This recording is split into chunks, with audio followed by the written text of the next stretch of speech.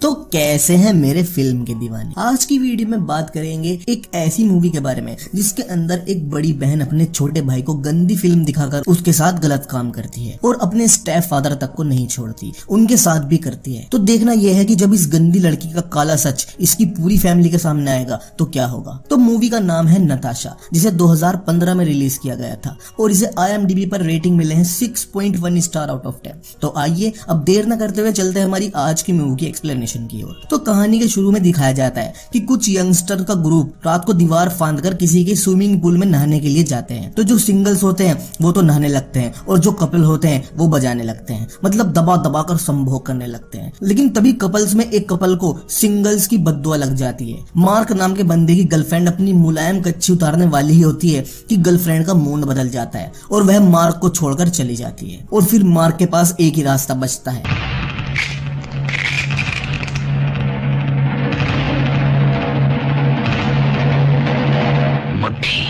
तो मार्क अपने हाथ के मार्क अपने औजार पर छापते हुए हाथ गाड़ी का इस्तेमाल करता है और लैपटॉप में खूब सारी ब्लू फिल्म देखता है। अब जिस प्राणी ने रात के समय गुप्त अंग पर विपरीत दिशा में घर्षण बल लगाते हुए वीर्य स्खलन किया हो, वो भला सुबह जल्दी कैसे उठ सकता है। तो मार्क की मोम दोपहर 12 बजे आकर उसे उठाती है और कहती है कि आज तुम्हारे अंकल अपनी होने वाली वाइफ के साथ घर आने वाले हैं और पहुंचते ही होंगे। अगले सीन में दिखाते हैं कि मार्क के अंकल अपनी वाइफ जीना के साथ घर पर आ जाते हैं और सभी साथ में बैठकर डिनर कर रहे होते हैं। तो जीना आंटी ने बड़े गले की ड्रेस पहनी हुई थी जिससे जीना आंटी का सीना बहुत ही ज्यादा चमक रहा था और मार्क जीना आंटी की चुच्चों पर से नजर नहीं हटा पा रहा था और उसको खुद पे कंट्रोल नहीं हो पा रहा था। तो वह डिनर करके बाहर आ जाता है। तो बाहर उसकी सिस्टर भी होती है।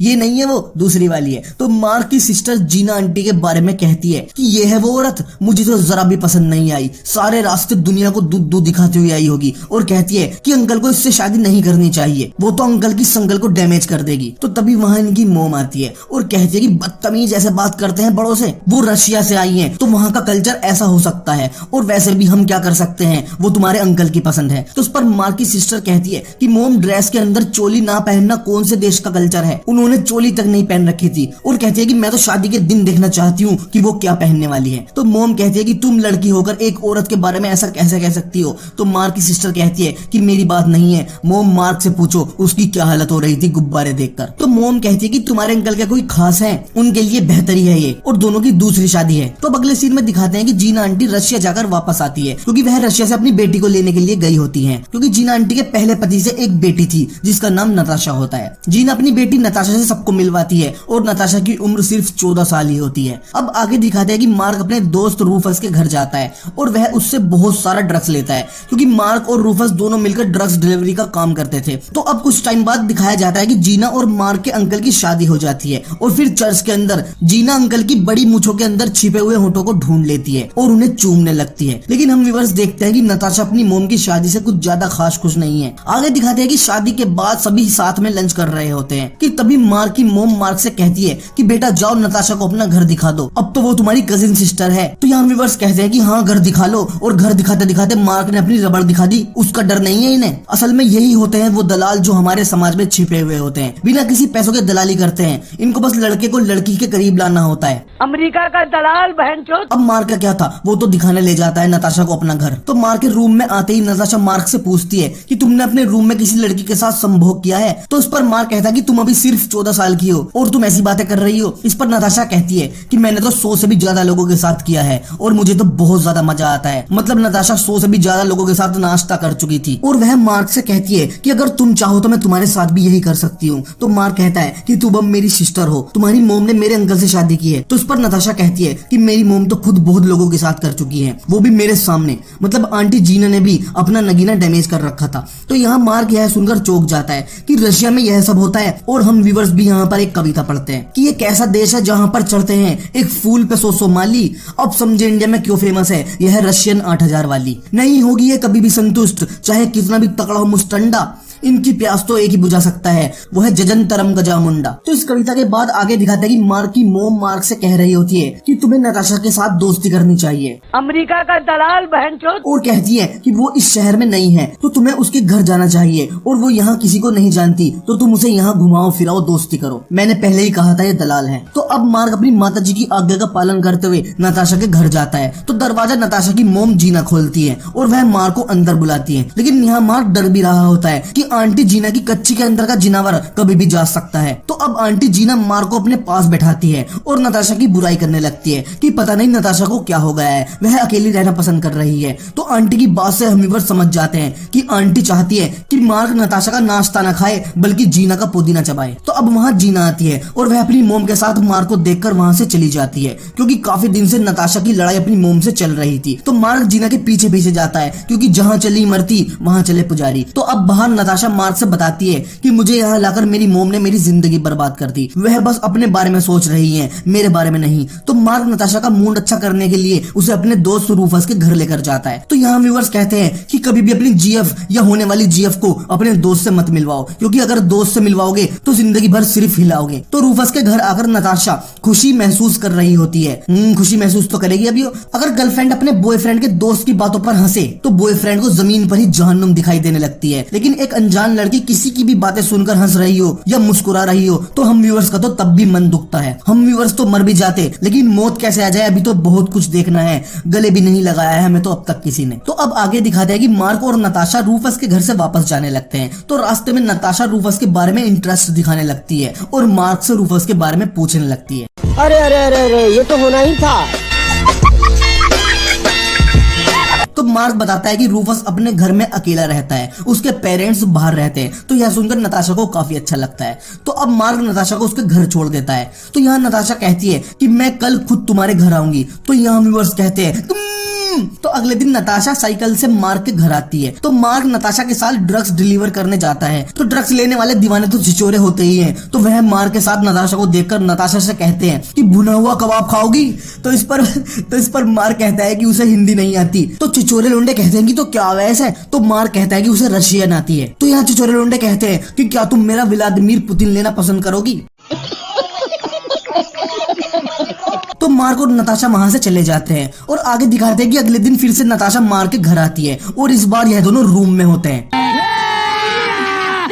मजा आएगा ना भिड़ो। तो यहाँ नताशा मार्क से कहती है कि उसे भी गंजा पीना है। तो मार्क नताशा को सुट्टा बनाकर देता है और फिर यह दोनों गंजा पीते हैं। तो अब नताशा मार्क से पूछती है कि क्या मैं तुम्हारा लैपटॉप यूज कर सकती हूँ। तो मार्क कहता है कि बिल्कुल कर सकती हो। तो जैसे ही नताशा मार्क का लैपटॉप ओपन करती है तो उसमें भला भल की वीडियोस चल रही थी, जो कि मार्क बंद करना भूल गया था। तो वीडियोस देखकर नताशा समझ जाती है कि मार्क को जोश चढ़ाया जा सकता है। तो वह तुरंत मार्क के लैपटॉप में अपनी आईडी ओपन करती है और कहती है कि मैं तुम्हें एक चीज दिखाती हूँ। और मार्क को गर्म करने के लिए वह अपनी नंगी तस्वीरें दिखाने लगती है और फिर मार्क से पूछती है कि लोली खड़ी हो गई।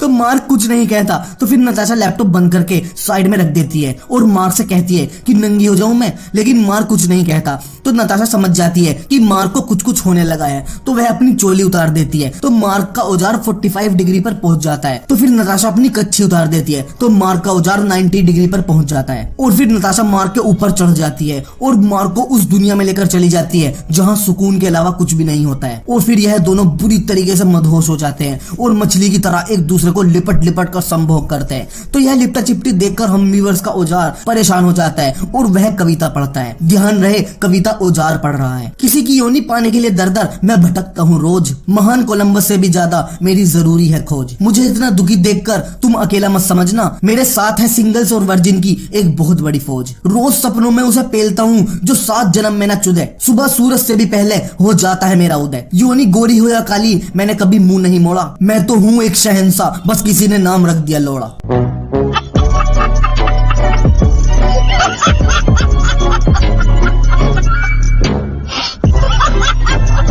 आगे बढ़ने से पहले एक बात है, एक भाई का चैनल है जिस पर आप YouTube से जुड़ी किसी भी समस्या का समाधान का वीडियो देख सकते हो। आप अपनी प्रॉब्लम को भूल सकते हो, लेकिन ये कभी नहीं भूलते, उसे सोल्व करके ही सांस लेते हैं। ऐसे ही है ये। तो चैनल का लिंक डिस्क्रिप्शन में दिया गया है, जाओ और अपनी YouTube से जुड़ी इस परेशानियों को दूर भगाओ। तो इस कविता के बाद नताशा नंगी पड़ी थी और वह मार्क से बताती है कि वह रशिया में बहुत लोगों के साथ संभोग कर चुकी है, क्योंकि वह संभोग वाली वीडियोस बनाती थी और नंगे फोटो भी खिंचवाती थी। तो मार्क कहता है कि तुम तो तबायफ हो। तो नताशा कहती है कि नहीं, मैंने इन कामों के कभी पैसे नहीं लिए, मुझे यह सब करना अच्छा लगता है इसलिए मैं करती हूँ। और जब मेरी मोम पैसों के लिए मुझसे यह सब करवाने लगी तो मैंने यह सब छोड़ दिया। तो यहाँ मार्क कहता है कि तुम्हारी मोम क्यों नहीं खिंचवाती नंगी तस्वीरें। तो नताशा कहती है कि मोम का तो जेरी और टॉम दोनों डैमेज सही है, कौन तस्वीरें देखेगा इन चीजों की। तो अब आगे दिखाते हैं कि मार्क तो नताशा की लेने के बाद पागल सही हो गया था। अब तो मार्क और नताशा दोनों एक दूसरे की बाहों में नंगे नमरजात पड़े रहने लगे। मार्क खाए पीने बिना रह सकता था, लेकिन नताशा के साथ किए बिना नहीं रह सकता था। मार्क और नताशा दोनों मिलकर ड्रग्स बेचते थे और रोज दवा दबाकर संभोग करते। और फिर मार्क को नताशा से प्यार होने लगा था। मार्क नताशा के साथ हमेशा रहना चाहता था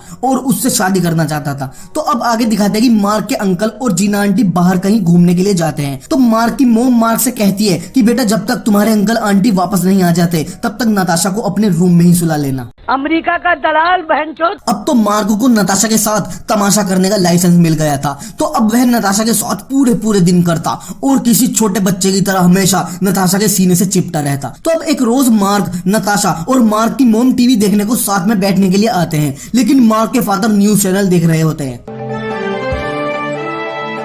तो फिर मार्क की मोम अपने हस्बैंड से कहती है कि घर में मेहमान आई है तो कोई उसकी पसंद का चैनल लगा दो, लेकिन मार्क के फादर। तो फिर मार्क की मोम कहती है कि ये क्या बदतमीजी है, कोई मेहमान घर आया है तो हमें उसका सम्मान करना चाहिए, उसे उसके घर जैसा महसूस करवाने की कोशिश करनी चाहिए और उसकी हर जरूरत का ध्यान रखना चाहिए, क्योंकि हम भी किसी के मेहमान बनेंगे तो हमारे साथ कोई ऐसा बर्ताव करेगा तो कैसा लगेगा। तो यहाँ पर हम व्यूअर्स को लगता है कि अब तो शायद मार्क के फादर समझ गए होंगे, लेकिन मार्क के फादर अभी भी। तो अब आगे दिखाता है कि मार्क के अंकल जीना आंटी के साथ वापस आ जाते हैं। तो यहाँ नताशा की मोम उसे घर चलने के लिए बोलती है, लेकिन नताशा कहती है कि मुझे आपके साथ नहीं जाना, मुझे यहीं अच्छा लगता है, मैं तो यहीं रहूंगी। और कहती है कि मुझे यह हाउस बहुत पसंद है। तो इस पर नताशा की मोम कहती है कि मुझे पता है तुझे हाउस नहीं, मार्क का मिक्की माउस पसंद आ गया है और तू क्यों भला यहाँ से जाने लगी, तू तो रोज पानी जो निकाल रही है। तो इस पर नताशा अपनी मोम को कहती है कि मैं तुम्हारे जैसी नहीं हूँ, तुम्ही ने सिखाया मुझे यह सब काम। तो इस पर नताशा और उसकी मोम में जबरदस्त लड़ाई हो जाती है। पूरा घर दोनों को अलग करने की कोशिश करता है, लेकिन नताशा मार्क के घर से जाने का नाम नहीं लेती। और मार्क की फैमिली यह लड़ाई देखकर चौंक गई थी कि ये दोनों कितनी बदतमीज है। तो यहाँ अमेरिका का दलाल ही कह देता है कि नताशा तुम्हें अपनी मोम की बात सुनकर अपने घर चले जाना चाहिए, क्योंकि यहाँ अमेरिका का दलाल समझ गया था कि उसका बेटा दिन ब दिन पतला क्यों होता जा रहा है। तो यहाँ हम व्यूअर्स कहते हैं कि जल्दी समझ गई हो तो 1-2 दिन और रुक जाती तो पोता हाथ में होता, इतनी स्पीड से जा रहे थे दोनों। तो अब जीना आंटी अपनी बेटी नताशा को लेकर चली जाती है और उस दिन से मार्क और नताशा का मिलना बंद हो जाता है। तो अब नताशा की याद में